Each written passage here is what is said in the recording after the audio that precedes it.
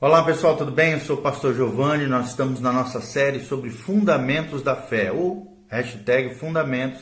Você pode ver toda a nossa série, onde nós ensinamos aqui princípios e valores cristãos, os fundamentos da fé cristã. E nós estamos no nosso segundo vídeo, cujo tema é perdoar para ser abençoado, número 2. Perdoar para ser abençoado, número 2. Nós vamos trazer um trecho de Mateus 18, 23 a 35, rapidamente aqui para vocês, esse lindo trecho que fala sobre a questão do perdão, de liberar ou não o perdão e o que implica isso na nossa vida. A Bíblia Sagrada diz em Mateus 18, 23 a 35, que o reino dos céus é semelhante a um rei que resolveu ajustar contas com os seus servos e, passando a fazê-lo, trouxeram-lhe um que lhe devia 10.000 talentos. Não tendo ele, porém, com que pagar, ordenou o Senhor que fosse vendido ele, a mulher e os filhos e tudo quanto possuía, e que a dívida fosse paga. Então o servo, prostrando-se reverentemente, rogou: Senhor, sê paciente comigo e tudo te pagarei.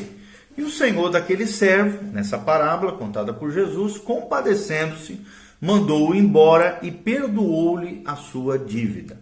Saindo, porém, aquele servo, diz a Bíblia, encontrou um dos seus conservos que lhe devia 100 denários e, agarrando-o, o sufocava, dizendo: paga-me o que me deves. Então, o seu conservo, que seria um inferior a ele, caindo-lhe aos pés, lhe implorava: sê paciente comigo e te pagarei. Ele, ou seja, o servo, entretanto, não quis, antes, indo-se, o lançou na prisão, até que saldasse a dívida, e vendo então seus companheiros o que havia passado, entristeceram-se muito, diz a palavra de Deus, e foram relatar ao seu senhor tudo o que acontecera. Então seu senhor, que era uma espécie de rei, governante maior, simbolizando a Deus, chamando-lhe, disse: servo malvado, perdoei-te aquela dívida toda, porque me suplicastes. Não devias tu igualmente compadecer-se de teu conservo, como também eu me compadeci de ti? É a pergunta que fica aqui. E a resposta é: indignando-se, o seu senhor o entregou aos verdugos, que aqui é um simbolismo dos demônios, dos tormentos espirituais, até que lhe pagasse toda a dívida. Assim também meu Pai Celeste vos fará, se do íntimo não perdoastes cada um a seu irmão. Mateus 18, 23 a 35. O que nós queremos dizer com esse lindo trecho da palavra de Deus sobre perdoar para ser abençoado, número 2, que é o tema de hoje? Nos reinos antigos, amados, todos os cidadãos eram escravos no sentido amplo de que eram súditos de um rei, de um monarca. Isso significa que os nobres eram tão escravos do governante como eram também os funcionários de baixo escalão, ou servos menores. Essa parábola sugere tais extremos, o que indica aqui que sua verdade se aplica a todo crente no reino de Deus. O primeiro escravo na parábola tinha uma abundante riqueza pessoal, mas o segundo escravo, em comparação, era provavelmente aqui pobre. O primeiro homem era como se fosse um governante do reino e sua responsabilidade primária era recolher os impostos para o rei. O sentido aqui da parábola com relação a dinheiro é que o servo devia uma quantidade extremamente grande, um débito impagável ao seu rei. O tremendo débito simbolizava a enorme dívida do pecado que todo ser humano tem para com Deus. Quando o Espírito de Deus convence uma pessoa do seu pecado, conforme João 16:8, ela descobre que o débito do pecado está além da compreensão e é humanamente impossível de ser pago. Você pode conferir isso em Jó 42:6, em Esdras 9:6 e Romanos 7:13, isso que vos falo. Deus também quer que vejamos a vida como uma espécie de mordomia a ser vivida para a sua glória. E eu te pergunto, você tem vivido para a glória de Deus? No entanto, os incrédulos tomam a vida que lhes foi dada por Deus e a desperdiçam consigo mesmos, em vez de investi-la no Senhor. Como o filho pródigo, ou o servo aqui, que enterrou o seu talento, desperdiçam todos os privilégios do Evangelho que o Senhor lhes concedeu. Na parábola, o primeiro escravo representa o incrédulo, a quem Deus deu a vida, lá em Atos 16, 25, fala sobre essa vida, que tem a oportunidade de dar a Deus o que lhe é devido. Você pode conferir em Romanos 11, 36. Mas acaba desperdiçando os recursos de Deus no pecado, numa vida irresponsável. Então, como representante de qualquer pecado falido, pecador, falido, como qualquer pecador falido, eu e você aqui, o homem provavelmente desfalcou o que legitimamente pertencia àquele rei, dessa história de Mateus 18, e consumiu tudo em benefício próprio, somente para si. Isso resultou então numa punição do escravo, quando a Bíblia diz em Mateus 18, 25, ordenou o Senhor que fosse vendido ele, a mulher, os filhos e tudo quanto possuía, e que a dívida fosse paga. Então, quando confrontado aqui com seu pecado e as suas consequências, o escravo se prostrou diante do rei, significando aqui a sua completa submissão à misericórdia do governante. O homem estava inteiramente condenado pelo seu pecado, genuinamente arrependido. Todo pecador deveria sentir-se tão sobrepujado pelo seu pecado quanto aquele escravo sentia-se pela sua dívida. Aqui você pode conferir também coisas relacionadas a isso em Mateus 5, 3 a 12 e Lucas 18, versículo 13. Ou seja, embora a probabilidade de corrigir as coisas fosse praticamente inexistente, o homem, em seu desespero, pediu por uma oportunidade de fazê-lo. Ele disse ao rei, sê paciente comigo e tudo te pagarei, diz Mateus 18, 26. E o gesto subsequente do rei, de bondade indulgente, retrata o grande amor perdoador de Deus pelo pecador verdadeiramente arrependido, que sabe que deve confiar na misericórdia do Senhor. Ele então liberta o pecador do débito impossível do pecado e o declara uma nova pessoa em Cristo. Obviamente, a mensagem do Evangelho está implícita aqui, não completamente delineada nessa parábola, porque o ponto principal que Jesus queria ilustrar era o tema do perdão entre cristãos, entre crentes. Ou seja, a atitude, o comportamento do escravo aqui perdoado com relação a um dos seus companheiros escravos também, na segunda parte da parábola, são verdadeiramente inacreditáveis e inaceitáveis, considerando o gesto bondoso, magnânimo do rei sobre o seu servo. Embora a dívida do segundo escravo fosse infinitamente menor do que a do primeiro, o servo que havia acabado de ser perdoado estava totalmente intransigente quanto a imitar o rei e perdoar o outro servo. Não é que a dívida do segundo homem para com o primeiro não fosse legítima. Ela era real e necessitava de perdão. O que o primeiro homem se recusou a conceder foi o perdão. Em vez disso, ele agiu de maneira orgulhosa, presunçosa, ingrata e sem misericórdia com relação ao escravo inferior. O fato de o escravo perdoado exigir o reembolso do outro escravo e fazê-lo de maneira irada e abusiva foi grosseiramente insensível e irracional e, nas palavras de um comentarista da Bíblia Sagrada, diz uma monstruosidade moral. E o escravo não perdoado foi punido pelo seu pecado quando outros escravos, representando outros crentes, da igreja, da comunidade ou qualquer do corpo de Cristo, ficaram justamente entristecidos e relataram o incidente ao rei. Aqui uma metáfora, um símbolo do próprio Deus ou do rei Jesus, o rei dos reis.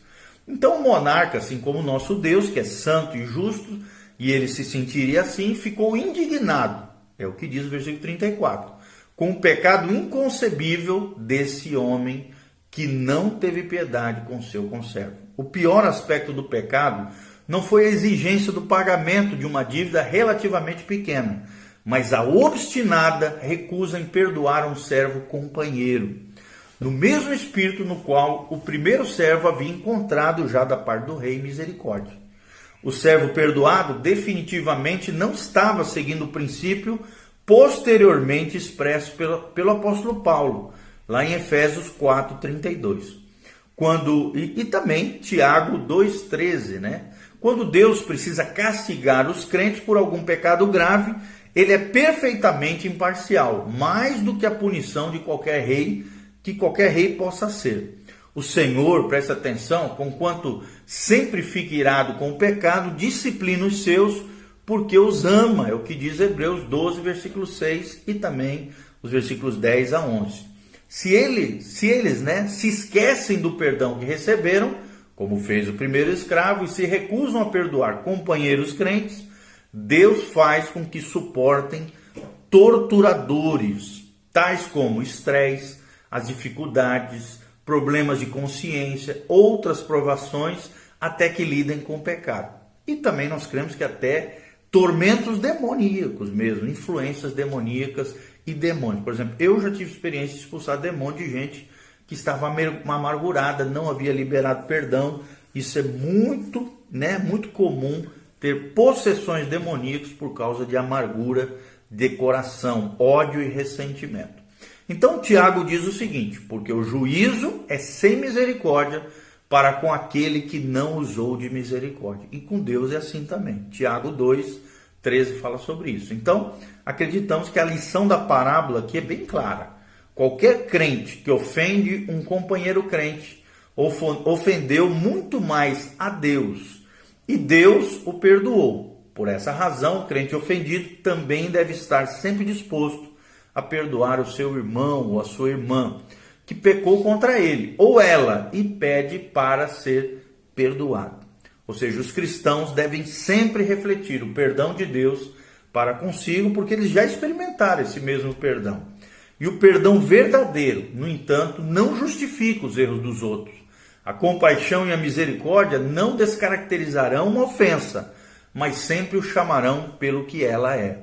No entanto, quando confrontamos um pecado, o crente perdoador eliminará a amargura e todos os outros sentimentos negativos que apenas podem aumentar o pecado em vez de eliminá-lo.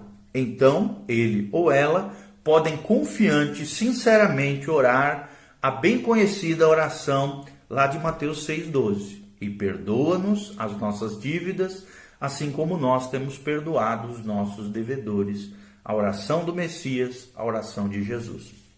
As bênçãos do perdão é outro destaque aqui nesse lindo trecho da palavra de Deus.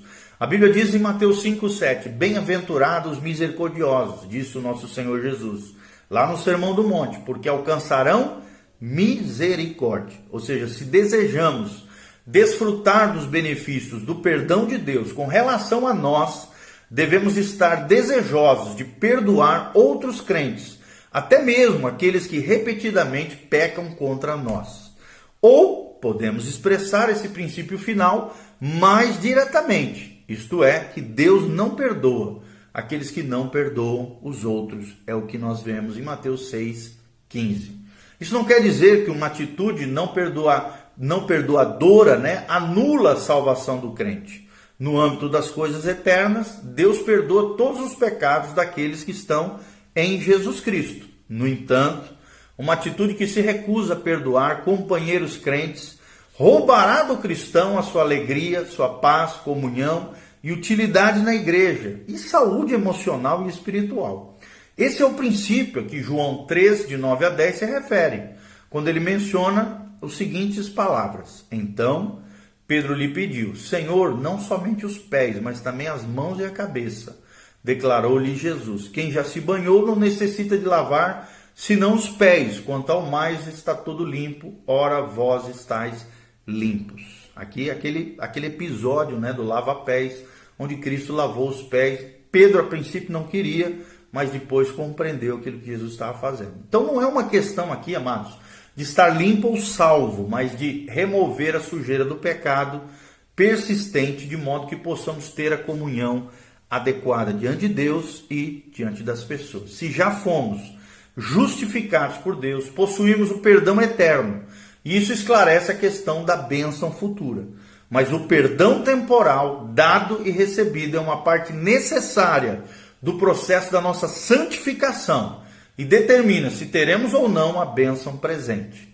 Se não perdoarmos outros crentes regular e consistentemente ou diariamente, Deus não nos dará o perdão temporal. Como resultado, perdemos a nossa bênção atual e sofremos a disciplina e a correção de Deus. Como vimos na parábola do credor incompassivo aqui em Mateus 18. Deus castiga crentes que não perdoam outros crentes, algumas vezes até com a morte.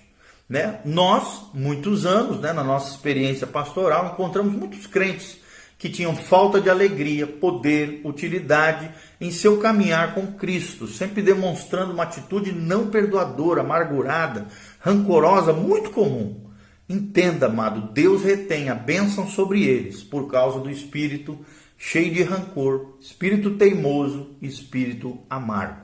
Pessoas não perdoadoras nos procuram muitas vezes para aconselhamento, expressando a sua raiva, frustração, confusão, com relação às dificuldades que estavam vivenciando. Nesses casos, geralmente nós fazemos a seguinte pergunta: o que você pensa que o Senhor está pretendendo fazer em sua vida através daquela pessoa? Haveria alguma razão para você estar passando por esses problemas? É a pergunta que fica no ar. E a resposta é que a intenção das nossas perguntas é que essas pessoas precisam examinar sim o próprio coração, porque essa é a fonte da raiva e da amargura que estão sentindo. Então nós desafiamos a ver essas suas atitudes não perdoadoras que elas estavam causando, às vezes até as suas próprias provações, aflições, dores e mazelas. E lembramos de que os crentes devem perdoar, porque é nisso que mais refletem o coração paternal amoroso do Pai Celestial. Em Mateus 5, 23 a 29, Jesus ensina: se, pois, ao trazeres ao altar a tua oferta, ali te lembrares de que teu irmão tem alguma coisa contra ti, deixa perante o altar a tua oferta, vai primeiro reconciliar-te com teu irmão, e então, voltando, faze a tua oferta no altar. O que a Bíblia Sagrada quer nos ensinar com isso? O significado desse ensino do nosso Senhor não poderia ser mais claro, amados. Um rancor não resolvido precisa ser decidido e a reconciliação deve ocorrer antes de prestarmos a verdadeira adoração a Deus. Devemos fazer tudo o que pudermos para solucionar qualquer raiva, amargura, falta de perdão que tivermos contra qualquer irmão ou irmã em Cristo, ou que ele ou ela tenha contra nós. Caso contrário, não estaremos aptos para apresentar-nos diante de Deus ou participarmos da mesa da sua comunhão, que é a ceia do Senhor.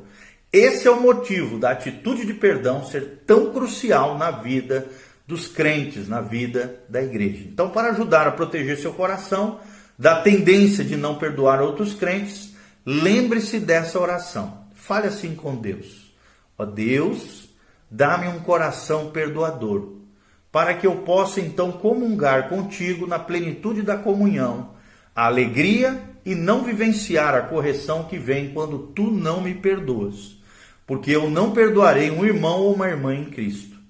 Que eu possa me lembrar de que para cada pessoa que peca contra mim, eu tenho pecado múltiplas vezes contra ti, e tu me tens perdoado sempre. Em nenhum momento meus pecados me fizeram perder a vida eterna. Então, o pecado de ninguém mais deveria lhes causar a perda do meu amor, o meu carinho, o meu apreço e a misericórdia para com eles. Amém. Em nome de Jesus. Amém. Amém? Que essa oração seja a sua oração. Que você aprenda que o perdão atrai a bênção de Deus. Perdoar para ser abençoado. Esse é o nosso segundo vídeo. Que a graça de Deus venha sobre você, que você compreenda ainda mais o valor do perdão, a importância do perdão e pratique isso. Eu te desafio, se você está mal resolvido com alguém, precisa de uma reconciliação com alguém, uma situação a ser resolvida, vá, tome a iniciativa, não fique esperando. Cabe a você tomar a iniciativa de construir, pelo menos tentar construir uma ponte de amor, reconciliação, pedido de perdão, restituição, restauração de relacionamentos e coisas que outrora foram feridas, tiradas, banidas, machucadas ou mal resolvidas. Resolva a sua vida no Senhor, até porque Jesus está voltando, Ele voltará para buscar um povo maduro, sábio, consagrado, santificado, bem resolvido no Senhor. Então resolva a tua vida, põe em ordem a tua casa, te santifique, te consagre, porque Jesus está voltando. Louvado seja o nome do Senhor. Maranata, vem, Senhor Jesus, é a nossa frase. Por isso siga as nossas redes sociais aqui, nosso Instagram, YouTube, o site da Igreja Batista Betel. E se você quiser semear nosso ministério, aqui tem um link de como você pode fazer isso. Que a graça e a paz de Jesus venha sobre você, que o perdão de Deus, a bênção de Deus, que nos prospera, que nos faz ir adiante, esteja sobre as nossas casas, nossas vidas. Deus te proteja, te guarde nesse tempo de pandemia, Covid-19, protegendo você, sua casa, sua família. Nós estamos orando por você. Você não está sozinho. Deus é conosco. Deus é o Deus do seu povo. Se você tem uma aliança com Deus, Deus tem uma aliança contigo. A Bíblia Sagrada diz: eu honro os que me honram, mas os que me desprezam serão desprezados. Então honre a Deus com a sua vida. Libere perdão aos seus irmãos. Peça perdão para aqueles que você ofendeu. E construa não muros entre as pessoas, mas sim pontes de amor, pontes de reconciliação, para o louvor e glória do nome do Senhor Jesus. Amém e amém.